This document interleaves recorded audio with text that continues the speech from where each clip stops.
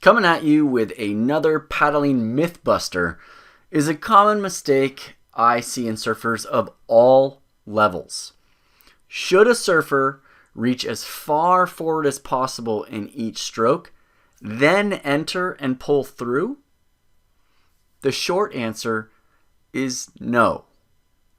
Overreaching causes several problems, including hurting the shoulder, making it harder to catch the wave, and adding significant drag in both shortboard paddling and longboard paddling. Let's start with why overreaching leads to pushing down, and why this leads to making it harder to catch waves. The third law of motion states that for every action there is an equal and opposite reaction. When a surfer reaches as far forward as possible, the only direction any force can be is down, because the arm is stretched out and flat.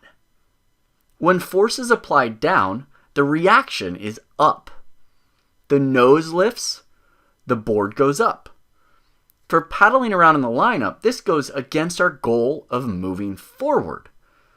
But it's even worse when we paddle to catch a wave.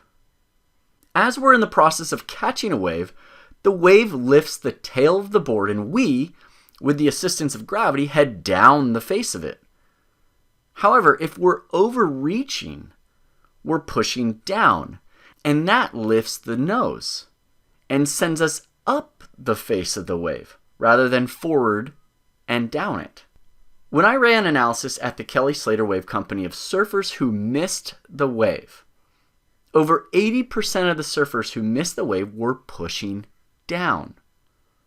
While there were other issues that contributed to missing that wave, this technique of pushing down was identified as one of the top 3 mistakes made.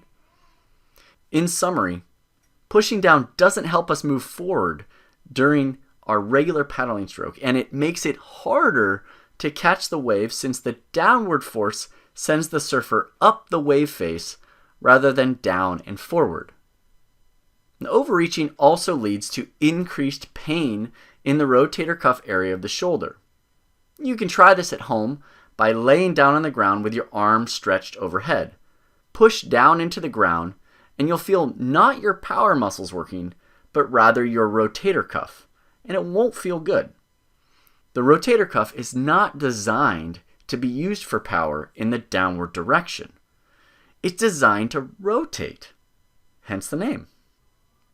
Even if the surfer doesn't try to push down, there's significant pressure placed on the shoulder during the first part of the stroke when they aren't thinking about it. Most surfers don't think about their paddling is when they're catching a wave or trying to move fast. And in those instances, they're certainly using too much force on the shoulder. So remember, the rotator cuff is not meant to be used for power. It's designed to rotate, and overreaching leads to using it in a manner in which it's not designed for and increases the likelihood of injury and pain.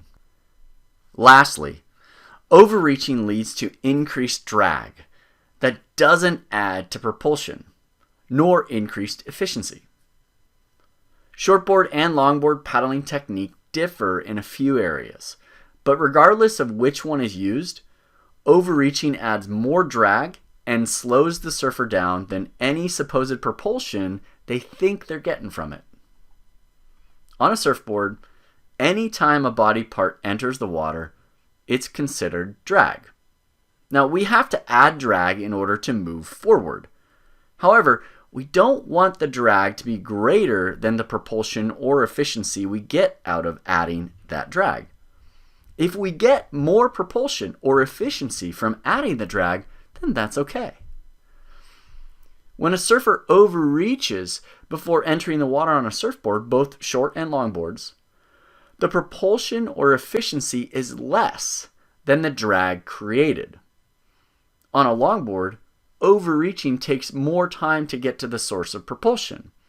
In essence, the surfer is slowing themselves down before adding propulsion again. It's kind of like driving around with your emergency brake on. When using the shortboard power technique, overreaching leads to the same problem as a longboard overreaching, driving with the e-brake on.